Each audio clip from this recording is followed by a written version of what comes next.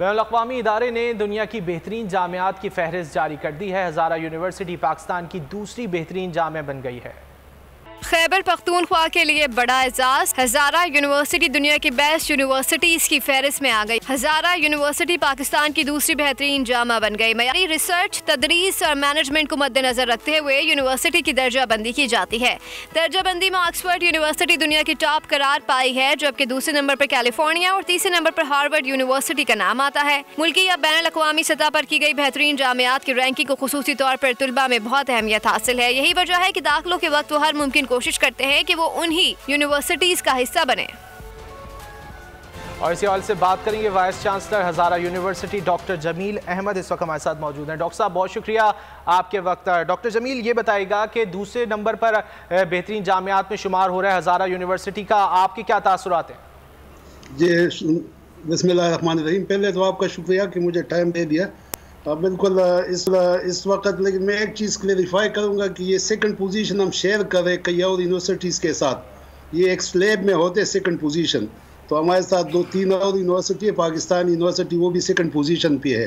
Quaid-e-Azam university number 1 पे है और फिर 4-5 यूनिवर्सिटी सेकंड पोजीशन पे है। उसमें हज़ारा यूनिवर्सिटी सीक्वेंस में सबसे पहले है।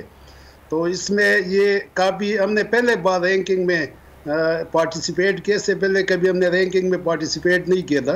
हज़ारा यूनिवर्सिटी KP में सबसे सेकंड लार्जेस्ट यूनिवर्सिटी है इस वक्त।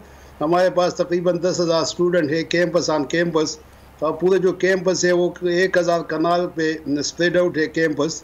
अब इस वक्त हमारे पास कोई 100 से ज़्यादा डिग्रीज प्रोग्राम है जिसमें हम एजुकेशन और डिग्रीज प्रोवाइड करें। तो काफ़ी ह्यूज सेटअप, लेकिन अभी तक वो किसी रैंकिंग में हम गए नहीं थे। तो इस वजह से हमारा कोई नाम नहीं था इंटरनेशनल रैंकिंग में। तो पहले बार हम रैंकिंग में चले गए। ये ज़्यादा जो हमारे पास QC का टीम है, जो HEC ने एक्चुअली वो बना दिया सब यूनिवर्सिटीज़ में, तो ये उसी टीम के वजह से और फिर हमारे स्टूडेंट और फैकल्टी और स्टाफ ने बहुत ज़्यादा मेहनत करके इस रैंकिंग में जो डेटा प्रोवाइड करना था, इसके लिए इंफॉर्मेशन वो सारे, और इसमें सबसे ज़्यादा जो फंडामेंटल वो चीज़ है वो रिसर्च है। तो अल्लाह के फजल से हज़ारा यूनिवर्सिटी में इस वक्त साइटेशन के लिहाज से जो उसका पेपर जो इंटरनेशनल जर्नल्स में कोट होते हैं वो बहुत हाई है इस वक्त, वो परसेंटाइल काफ़ी हाई है। तो ये काफ़ी खुशी के बाद है पूरे पाकिस्तान के लिए, एंड देन KPK के लिए स्पेशली। फिर रीजन जो KPK में नॉर्थ साइड है, जो नॉर्थ रीजन है, उसमें हम ऑलरेडी एक लीडिंग यूनिवर्सिटी के तौर पे एग्जिस्ट कर रहे, तो उसके लिए काफ़ी शायद एक खुशाइन बात है। अच्छा ये भी बताइएगा कि यूनिवर्सिटीज़ के कौन से डिपार्टमेंट्स हैं जहां पर हुकूमती तवज्जो दरकार है, ताकि वहां पर स्टूडेंट्स जो है मज़ीद फैसिलिटेट हो सकें और मुल्क का नाम रोशन कर सकें? और जी बहुत ज़्यादा जो है इस वक्त सोशल साइंसेस के साइड पे काफ़ी तवज्जो का ज़रूरत है। इस वक्त हमारे सोशल इशूज़ आपको पता भी है बहुत ज़्यादा है। लॉ एंड ऑर्डर सिचुएशन हो गया, बाकी हमारे जो टॉलरेंस इशूज़ है, एक्सट्रीमिज़म इशूज़ है, अनएम्प्लॉयमेंट के इशूज़ है, और सोशल साइंसेस के साइड पर कोई तवज्जो किसी ने नहीं दिया अभी तक।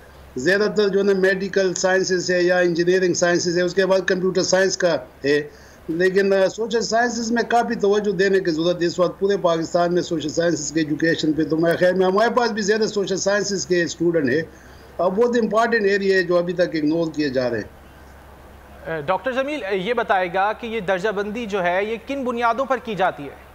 इसमें एक पैरामीटर्स बहुत ज़्यादा है, कोई मतलब टोटल मिला के इसके जो फील्ड्स होंगे वो 50 तक तो होंगे, लेकिन इसमें मेजर जो है सबसे पहले टीचिंग है, उसके बाद रिसर्च है, इंटरनेशनल आउटलुक है, साइटेशन है।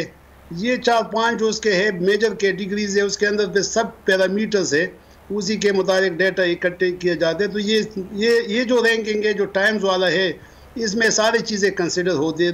एक और रैंकिंग सिस्टम भी है, QS सिस्टम उसको कहते हैं, वो उसके अंदर ज़्यादा रिसर्च पे फोकस होते हैं। तो इसमें ओवरऑल यूनिवर्सिटी को देखते हैं 5 कैटेगरीज में, जिसमें रिसर्च, टीचिंग, इंटरनेशनल आउटलुक है, और उसके बाद जो ना साइटेशन है, ये चीज़ें मिला के ये इसी पे रैंकिंग होती है।